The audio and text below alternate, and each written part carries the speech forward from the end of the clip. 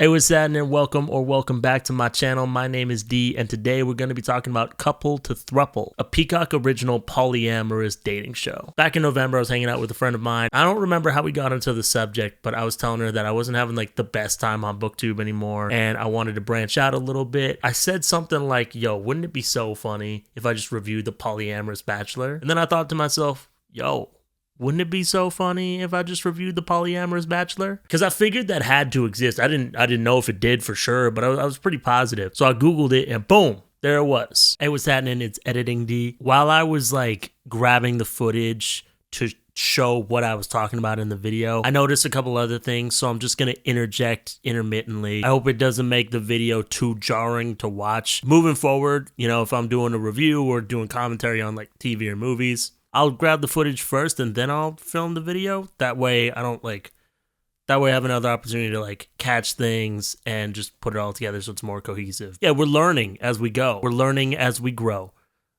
Hopefully. This series is on Peacock, but I watched it on Hayu or Hayu. I don't know how to pronounce it. But anyways, I'm in Canada and we don't have Peacock in Canada. I mean, we have peacocks. My mom's neighborhood is full of them in the springtime. They are loud as hell. There are 10 episodes in this series. Each one's about an hour long, so there's a lot of material to cover. In this video, I'm just going to cover episodes 1 to 5. If you want a part 2 where I cover episodes 6 to 10, drop a like, leave a comment, let me know. And hey, while you're down there, maybe hit that Patreon link. I also hate that I did that, and I'm very sorry. And before we get into this video, I just want to make it really clear that I'm not trying to like knock the polyamorous lifestyle. That lifestyle isn't for me. I am simultaneously not emotionally available enough and too needy for it. But there's definitely aspects of the poly lifestyle that I really respect. You know, you need a lot of openness and honesty, boundary setting, and communication skills that a lot of like straight monogamous couples just do not have. I also know that there are people who aren't quite as ethical with their non-monogamy. A couple years ago, I was friends with this TikToker, you know, a couple 100,000 followers, 10 times more than I've ever had. And she was poly, but she wouldn't like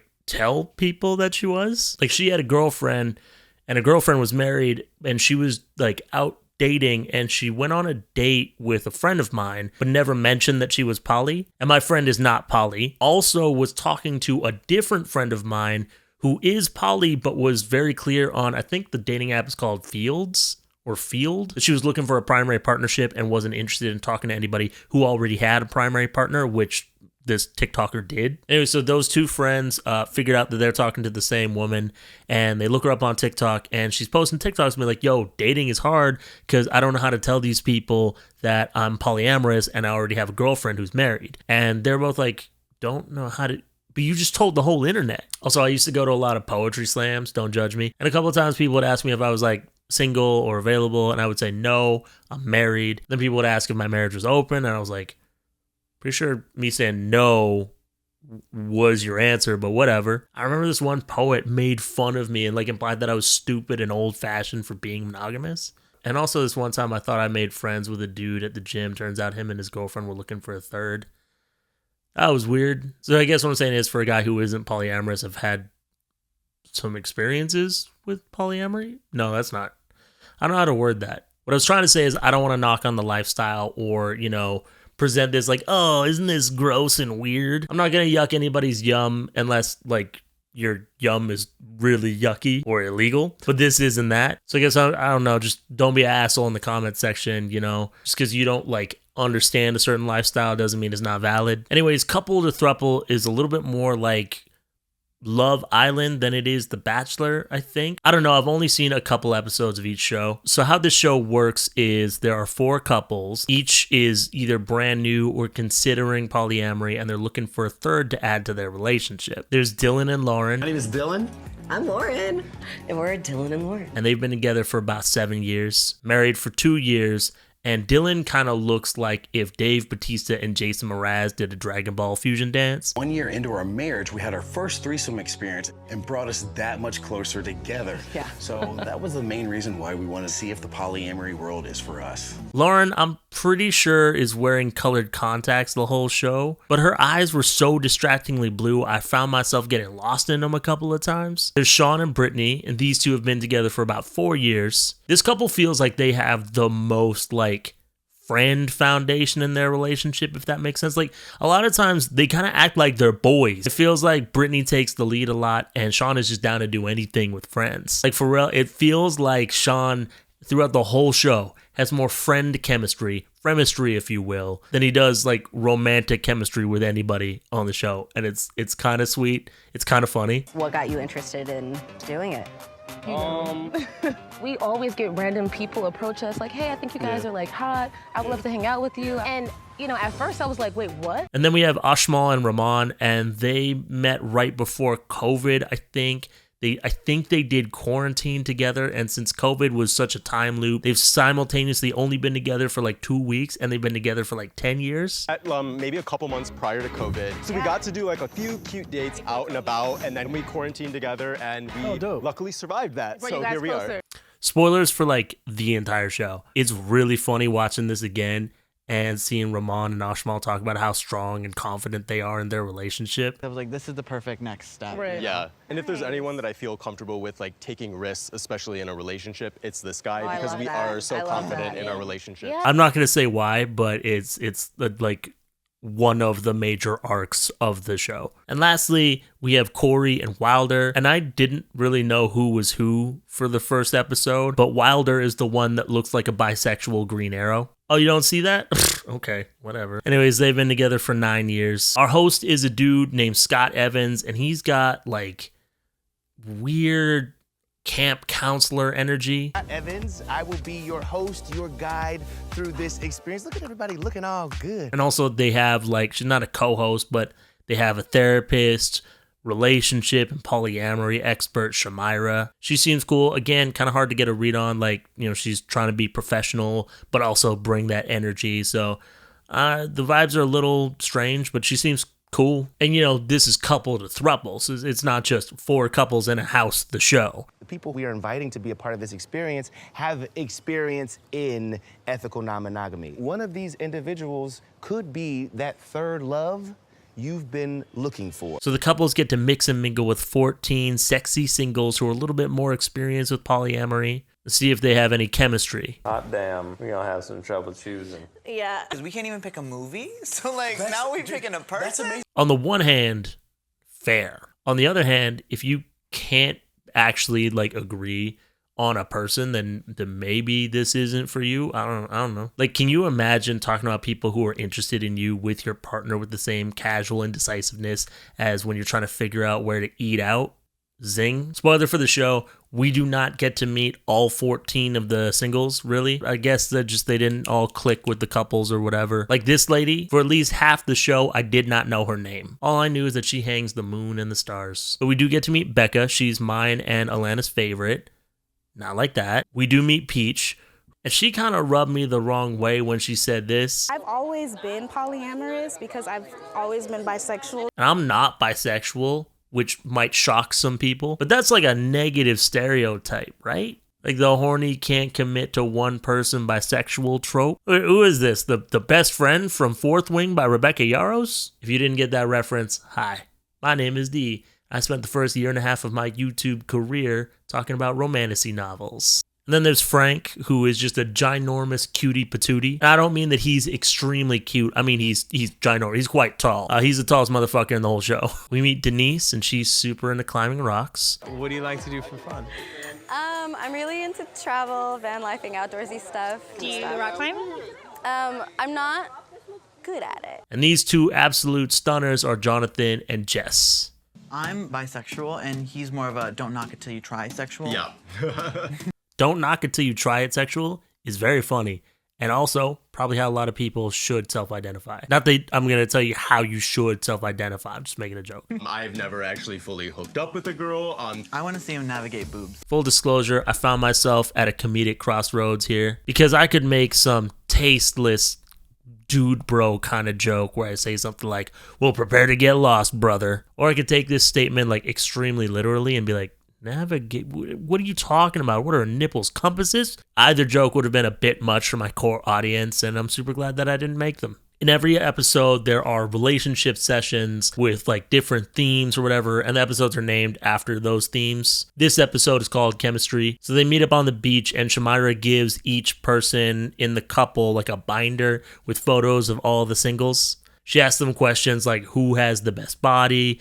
Who did you open up to the most? 3 out of the 4 rounds, or maybe it was 2 out of 3 rounds, I don't remember.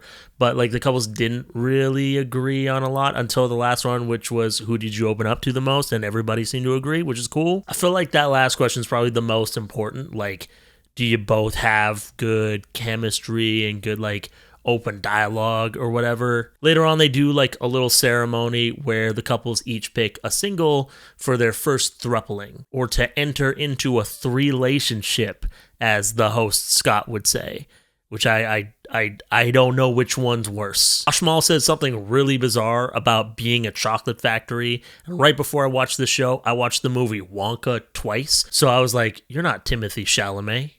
Man, you could never be Timothy. So Dylan and Lauren pick Becca, and it's like not funny to me, but it kind of is, because I get the vibe that Dylan just wants to have a threesome, and they picked a woman who looks a lot like his wife. Corey and Wilder picked Denise.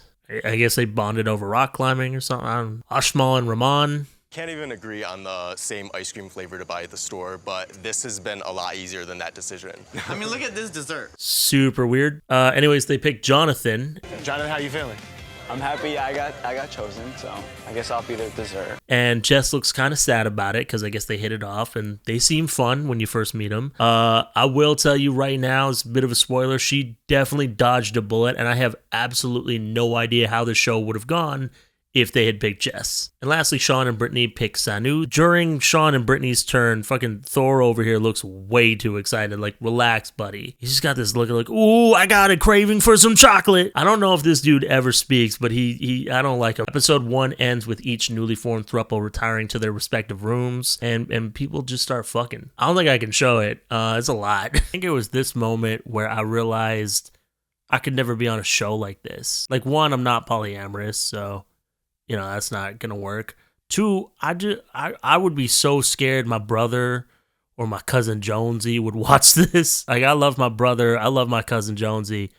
I don't think they need to see me bang 2 other people on television. Yeah, there's a lot of like nudity, and you don't see like full on sex. You do see a lot of stuff under covers. There were times where I'd be watching the show, but I would be taking notes in my notebook, and I'd look down to like write something, and then I'd look up, and there'd just be like full on tits on the screen. I was like, just not expecting that. So I guess if anybody's like super into watching dating shows with their mom, maybe don't with this one, or at least now you've been warned. Hopefully you made it this far in the video.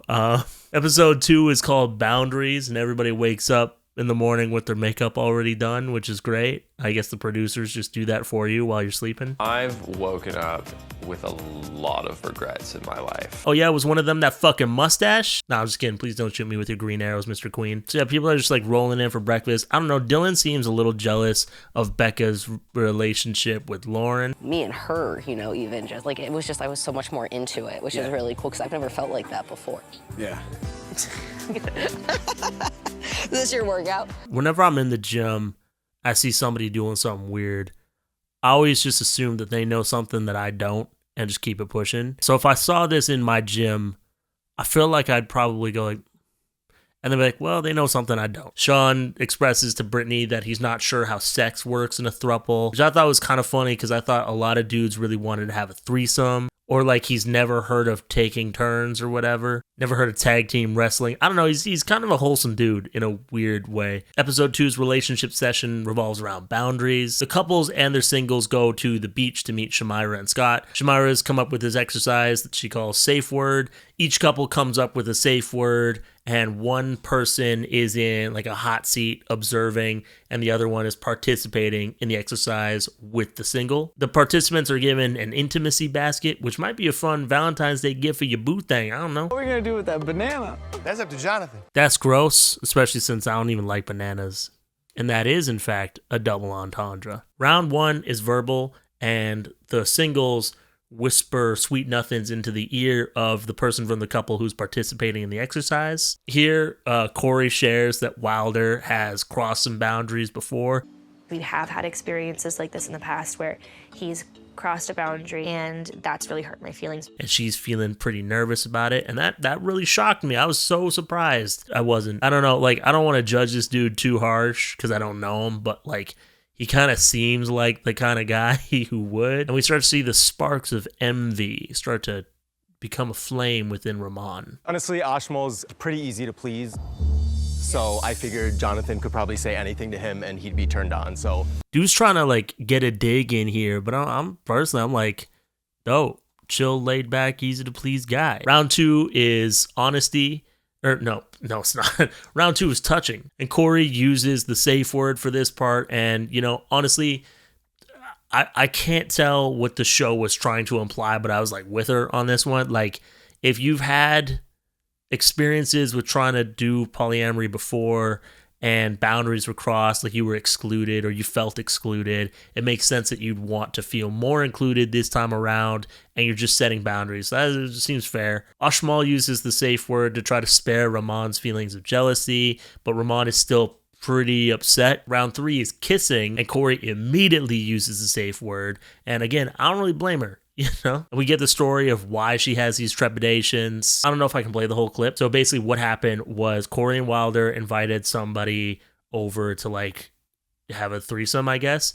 And Corey went to use the restroom and like wash up or whatever. And then while she was in the bathroom, Wilder and this other girl just started full on making out without her. You know, it seems like they've moved past it, but that definitely can leave a wound. I don't really know how I'd feel about that personally. Like I've never... like me and my wife have never, and we have no plans to.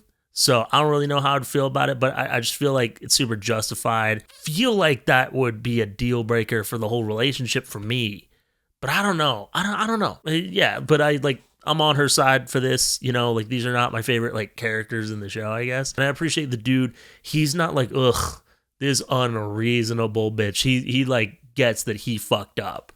And I also appreciate that Denise is being pretty chill about all this. Sean wasn't really into the kiss with Sanu, which seems crazy to me because she is stunning.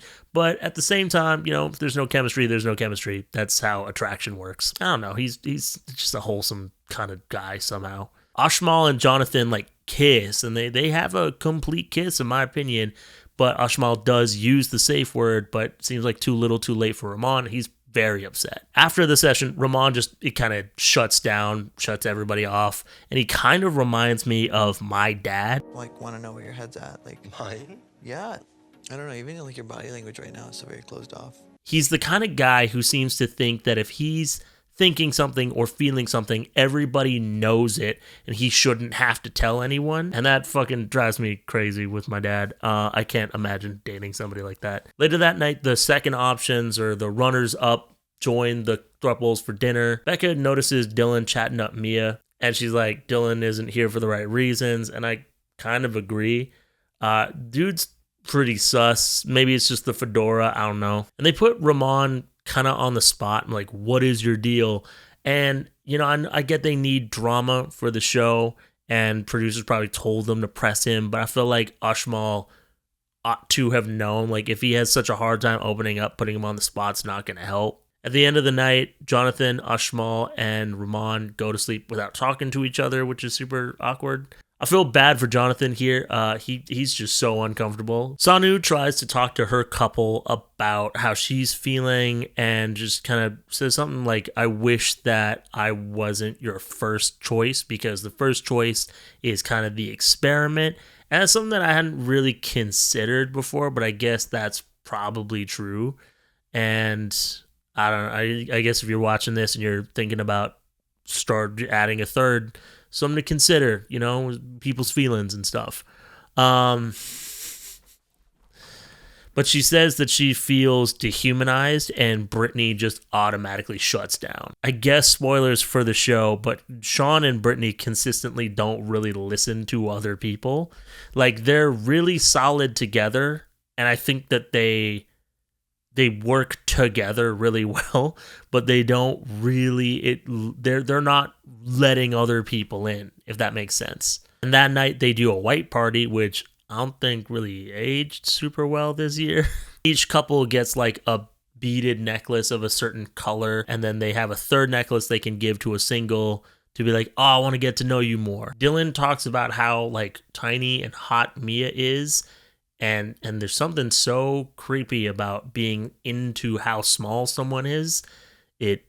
It scares me. Corey and Wilder they give their necklace to Darian, and before they do that, Corey walks up to Sean and like, yo, we kind of want to, just get to know Darian a little bit better. Is that cool with you? I know you had eyes on Darian as well. And Corey's like, yeah, don't worry about it. Go do your thing. And Brittany gets super pissed at Sean about that, which, I get in the sense that like you're a couple, you make decisions together. But on the other hand, Darian's a grown-ass woman. You can't call dibs or mark your territory. She can do what she wants. Just because someone is getting to know the person that you want to get to know doesn't mean you can't also get to know them. Becca didn't come back to Lauren and Dylan's room that night, and Lauren and Dylan don't give a fuck. Becca never came to the room last night. I'm like, is she gonna come back? Is she not? I hope she's okay. But if she didn't want to sleep in our same room, that's totally fine. She's her own person. It doesn't upset us. No. They ain't even checked their pockets to see if they had a spare fuck to give. They are fuckless, which makes sense because Dylan unironically wears a fedora. Jonathan's feeling really bad this morning. Ramon still isn't talking to people. Hey, Ramon, do you want to look here? Do you want to talk to us? Yeah, I am. Sanu's still hurt.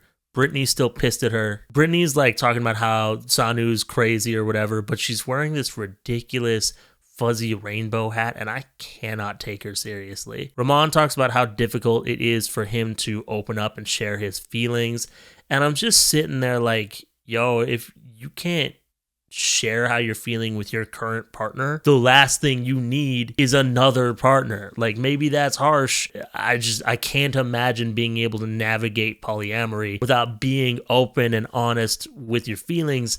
I think you need a certain degree of self-awareness to make it work. I can't wait for a bunch of people who are polyamorous to be like, this fucking idiot doesn't know what he's talking about. This naive simpleton. Ugh, look at his glasses. Corey is still struggling with her insecurities and trust issues, and Denise is struggling with the desire to kiss them. Corey wants little baby steps.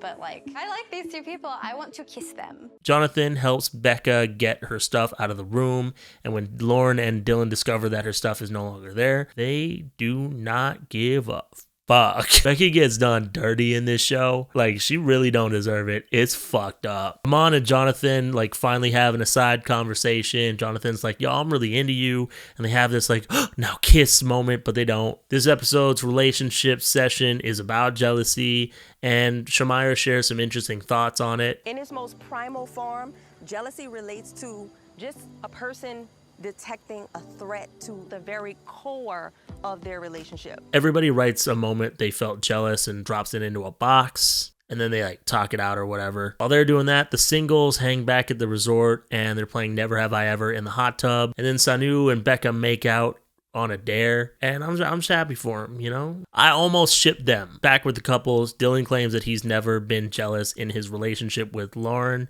which is inaccurate. To be 100% honest, I did notice that after the matching ceremony, we had Becca in our room. We had a really great connection, and I could tell that there was maybe not as much of a connection with you. I got chills because I might have had a slight bit of jealousy. Because he was super jealous of Becca, and I get it. If Becca was putting the moves on my wife, I would also be pretty jealous. Ramon opens up a little bit and expresses that he feels jealous when Ramon has emotional connections to other people. And after the session, I think Denise and Corey smooch. Whatever. The next day is the first swap day, and Becca and Lauren kind of reconcile, just kind of shake hands. Becca's like, oh, I got friend zoned, which I guess, but also the friend zone isn't real. Sona tries to clear the air with Brittany, but Brittany just isn't having it. I really want to like Brittany, but sometimes I just can't with her. It's just that she seems really abrupt with people and isn't really open to hearing other people's point of view. And I'm sure she's got her reasons, and I don't know her life, so whatever. It just kind of, it's like frustrating because you're like, but if you guys could just talk it out. Ramon, Ashmal, and Jonathan go for a little beachside picnic, which is cute. And now it's time for the first stay or swap ceremony. This is this show's like rose ceremony. I don't know what the one from Love Island is called, but like every dating show has a ceremony. So how this works is Scott will ask each couple if they want to stay or if they want to swap, and then double check with the new person in the relationship, the single, and ask if they also want to stay or swap or whatever. And if anybody wants to swap, then Scott will ask the remaining singles on the other side of this fucking bridge if anyone's interested to step forward. And then the couple can choose from the people that step forward. First time I watched the show, I can't believe I didn't include it in my notes, but I was watching it and we get to the stay or swap ceremony, and fucking Chris's outfit just stands out to me because everyone around him is looking so fly. Like even fucking Frank is wearing the same kind of super tight, like bulge showing shorts, but they're like a color that works. And Chris is just out here. What are you doing, bro? You look like you just went to a gym for people that are on acid. He looks like a hippie fitness instructor. I sent a screenshot to my friend Reads with Rachel, who most of you would probably know because she's like the reason I started my booktube channel. I don't know if I'm getting new viewers on this video, but anyways, so I sent her just a screenshot like, look at this bozo, and she's like, I'm so confused. So I'm like, okay, I'm watching this show or whatever, we're doing the ceremony, and this is what he's wearing to the episode. And she's like, the ceremony? In gym clothes? Did he not have time to change after the gym? And Rachel's like, the lady on the right looks absolutely stunning. And then she said, it's the combo. If it were a different pair of shorts with a cutoff jacket, it wouldn't be screaming gym. Or a different shirt with those shorts, which I agree, like the color coordination is not it. But the combo is what killed it, and the fact that the blues don't match, I'm thinking good for him, good luck at leg day. My God, leg day man just looks so silly compared to everybody else. I forgot this dude's name, so I'm like, yeah, I don't even know his name. So Rachel was like, his name is Jim, because Jim. Lauren and Dylan choose to swap Becca, which Becca was unsurprised by, and like no one was surprised by, and they choose Mia. And they're super weird about it. I don't know, they're just like so infantile. Like, I get that this woman is short, but she's still a grown-ass woman, and I don't like the way they're talking to her. Like she's a kid, especially since they, want to fuck. It's weird. It's weird. I don't like it. I also think it's super weird when dudes are really into short girls. Sean and Brittany swap Sanu for Darian, and, Darian goes to hug this other woman, Peach, and Peach is like, nah, I'm good. Which was kind of funny. Corey and Wilder choose to stay with Denise, and they give her a hat, which is cute as fuck. Nobody's ever given me a hat because they want to date me. Ashmal and Rahman say they want to move on to something new. We have decided that we would like to move on to something new. And that's where they end the episode because they need like a cliffhanger. Now, this was as much as I was going to watch to do this video. My patrons in the private Discord server, patreon.com/don'tfret_, by the way, they were like, yo, just do the first 3 episodes. Don't commit too much time to this video that people might not watch. But as I was finishing up episode 3, my wife came home from visiting a friend, and she saw me watching something on the big TV that wasn't anime, and she's like, what the hell is this? But after I explained like the premise of the show and some of the drama that I'd already seen, she was sad. So for those of you who like a longer video, drop a thank you, Alana, in the comments down below. So episode 4 picks up right after that cliffhanger at episode 3. They're just like, oh, we're going to move on to something new, which is starting over with Jonathan. We're staying. And they got me for a split second. I'm not used to these kind of shows and the tricks they pull. This episode is called Core Values, and Shamira's exercise for this session was the couples got into the middle of a triangle, and their single and 2 other singles who are also interested in that couple get on either point of the triangle, and everybody gets like paddles that say yes or no. And then Shamira would ask a question, and if the single matched the same answer as the couple, they got to take a step forward.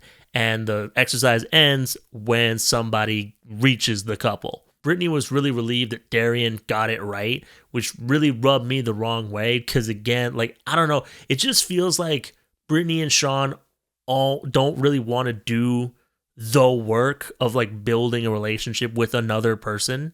They just kind of want this. They want to get a lot from a third, but they don't want to give to the third. I don't think you're cut out for polyamory. I don't.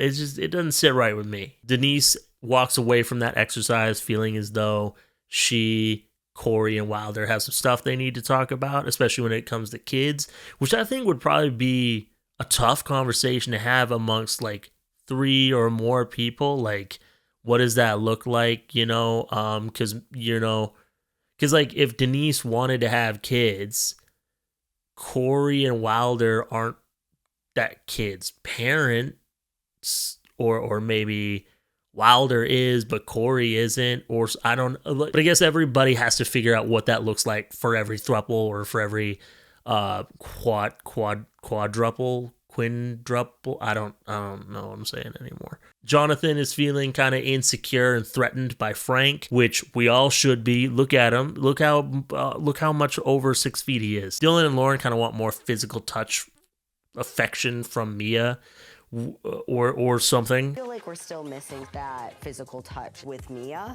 So tonight we definitely want to continue conversation with Jess. They are not on the same page at all. My relationship with Lauren and Dylan is going so well. And just to shake things up, just to bring a little like chaos into the mix, a new couple is brought in, Maximo and Ashley.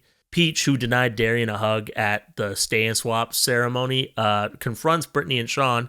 That was super weird. Wasn't that weird, but it was uncomfortable, to say the least. Scott tells Maximo and Ashley that they can pick any single to spend a night with them in the Eden Suite. And that's where that episode ends. It's like not much of a cliffhanger. Episode 5 picks up right where we left off.